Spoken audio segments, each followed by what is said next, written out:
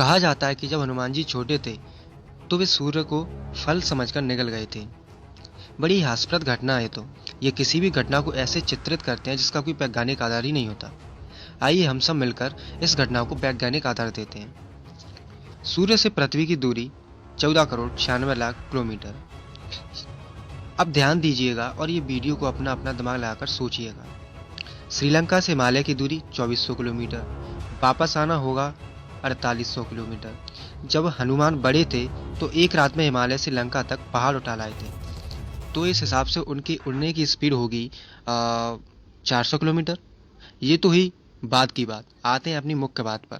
जब हनुमान बड़े थे तो उनकी स्पीड 400 किलोमीटर प्रति घंटा।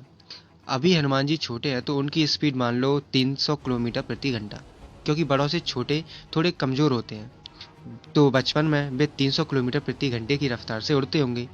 तो सूर्य की दूरी तय करने में लगा समय 4,98,666 घंटे। अब इसे डिवाइड करेंगे घंटे से तो ये निकल कर आएगा 20,777 दिन।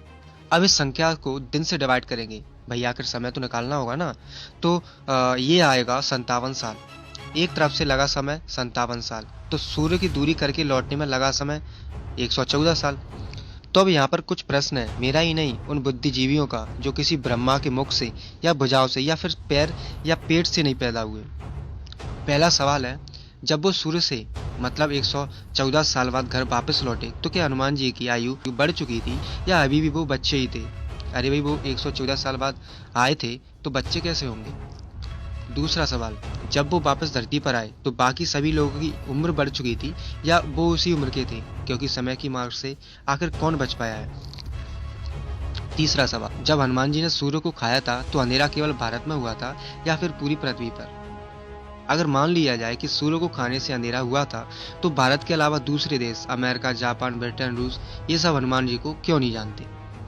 अगर वास्तव में ऐसा हुआ होता तो हनुमान को सारी पृथ्वी में ही नहीं बल्कि पूरे ब्रह्मांड में जाना जाता।